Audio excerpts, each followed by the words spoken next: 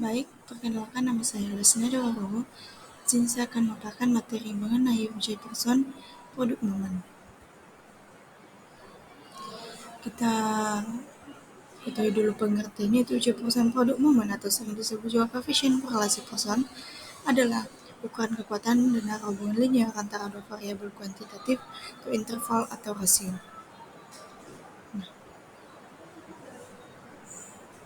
Contoh selanjutnya, seorang peneliti ingin mengetahui apakah ada hubungan antara jumlah jam belajar dan nilai ujian 5 orang siswa. Nah, datanya bisa kita lihat sendiri di tabel.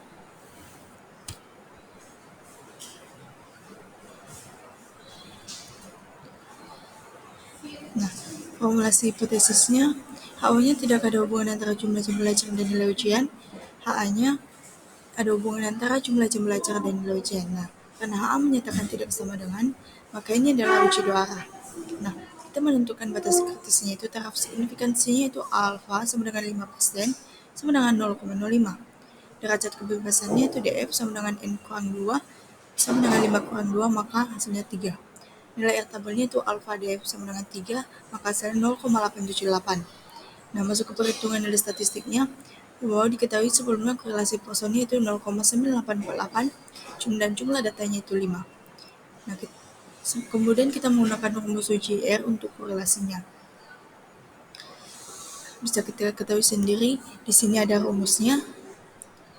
Langsung saja ke nilai R-nya itu 0,9848, maka interpretasi nilai R itu sangat kuat. Kriteria pengujiannya itu HO ditolak jika nilai statistik R hitung lebih dari R tabel. HO gagal ditolak jika R hitung kurang dari R tabel. Maka 0,9848 lebih dari 0,878, maka HO ditolak. Nah, kesimpulannya itu statistik. Ada hubungan yang positif dan signifikan antara jumlah jam belajar dengan nilai siswa.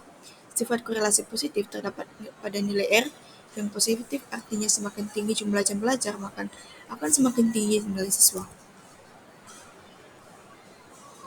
Nah, di sini ada langkah-langkahnya, yaitu yang pertama, kita menginput data ke SPSS terlebih dahulu. Maka kita memasukkan data di variable view-nya.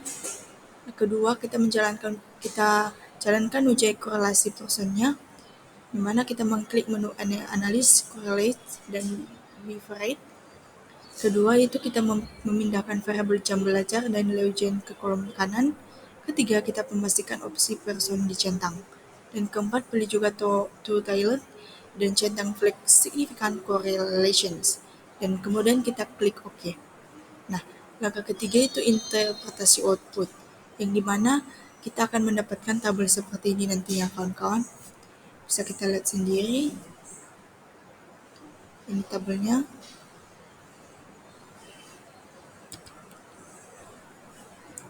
Korelasi person 0,985 berarti hubungan sangat kuat dan positif. Signifikansinya itu 0,002 kurang dari 0,01, maka hubungan signifikan secara statistik. Hasil perhitungan manual dan SPSS harus sama atau bisa mendekati uji Spearman ring. Kenapa kita merumuskan hipotesisnya, di mana HO-nya tidak ada hubungan antara jam belajar dan nilai ujian. Hipotesis satunya itu hipotesis alternatifnya ada hubungan antara jam belajar dan nilai ujian. Maka kita menentukan taraf signifikansi dan batas krisis. Taraf signifikansinya itu alfa sama dengan 0,05 dalam kurung 5%. Derajat kebebasannya itu DF sama dengan N kurang 2 sama dengan 5 kurang 2 sama dengan 3. Nah, nilai R tabelnya itu alfa, DF sama dengan 3, maka hasilnya 0,878. Nah, di sini ada tabelnya, kawan-kawan. Kemudian kelima, kita menghitung koefisien korelasi Spearman-nya dengan rumus sebagai berikut.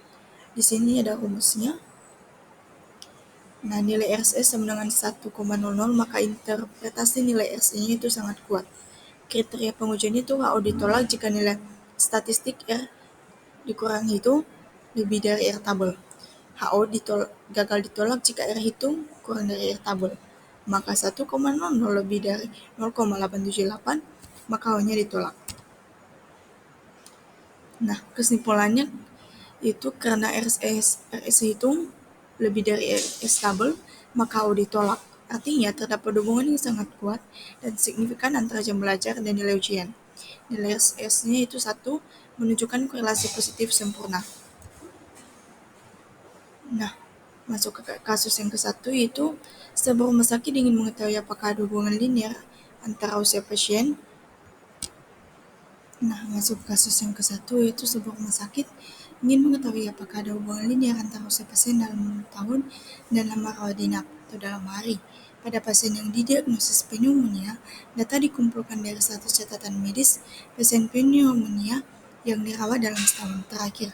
Analisis menggunakan uji Poisson yaitu untuk menganalisis hubungan ini, kita akan melakukan uji Poisson produk momen dengan variabel X yaitu usia pasien atau tahun dikurang skala rasio, dan variabel Y yaitu lama rawat inap atau hari dikurang skala rasio. Setelah menghitung koefisien korelasi Poisson R menggunakan data yang terkumpul, misalkan dapatkan nilai R sama dengan 0,45 untuk menentukan apakah korelasi ini signifikan secara statistik. Kita perlu melakukan uji hipotesis dengan menentukan nilai P atau p-value berdasarkan derajat kebebasan. N kurang 2 sama dengan 100 kurang 2, maka hasilnya 98. Dan tingkat signifikansi atau alfanya misalnya 0,05,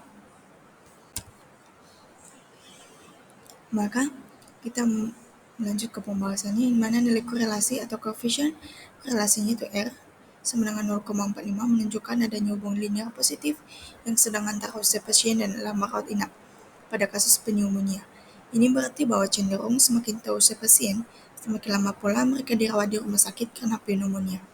Signifikansi statistiknya itu jika p-value yang diperoleh dari uji hipotesis lebih kecil dari tingkat signifikansi atau alfa 0,05, maka kita dapat menyimpulkan bahwa korelasi ini signifikan secara statistik. Artinya hubungan yang diamati dalam sampel kemungkinan besar tidak terjadi karena kebetulan dan dapat digeneralisasikan ke populasi pasien pneumonia. Indikasi klinisnya itu mana hasil ini dapat memberikan informasi baru bagi pihak rumah sakit dan tenaga medis. Masuk kasus yang kedua itu sebuah penelitian yang menginvestigasi hubungan antara tingkat nyeri pasien setelah operasi atau diukur menggunakan visual analog scale dengan skala 0 sampai 10 atau 0 kurang 10 dan dosis obat analgesik atau dalam mg yang diberikan untuk meredakan nyeri. Data dikumpulkan dari 75 pasien pasca operasi. Analisis menggunakan uji Poisson itu variabel X, skor, VAS 0 kurang 10 skala interval atau dapat dianggap mendekati rasio untuk tujuan analisis korelasi. Variabel Y atau dosis obat analgesik atau MG kurang skala rasio misalkan setelah perhitungan diperoleh koefisien korelasi Poisson itu R sama dengan min 0,68 dan p-value kurang dari 0,01. Pembahasannya itu nilai korelasinya koefisien korelasi R 0,68 menunjukkan adanya hubungan linear negatif yang cukup kuat antara skor VAS dan dosis obat analgesik. Ini mengindikasikan bahwa semakin tinggi skor nyeri yang dilaporkan pasien, nyeri lebih parah, semakin rendah dosis obat analgesik yang diberikan, atau sebaliknya, meskipun interpretasi dalam konteks klinis perlu berhati-hati.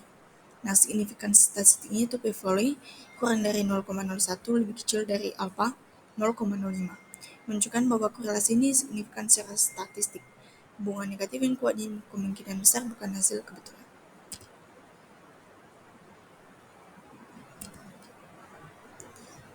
Masuk ke kasus yang ketiga yaitu sebuah klinis diabetes mengumpulkan data dari 120 pasien diabetes untuk melihat apakah ada hubungan antara kadar glukosa darah puasa dan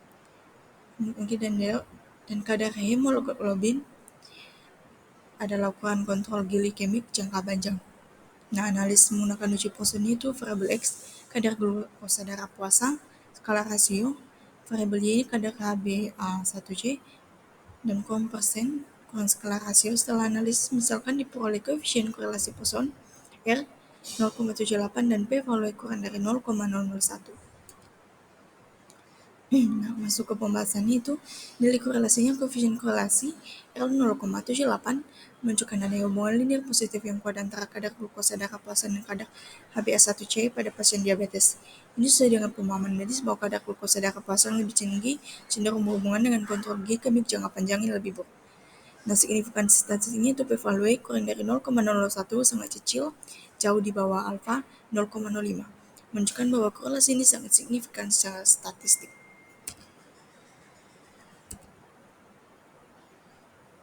Baik, sekian pemaparan materi dari saya. Saya ucapkan terima kasih.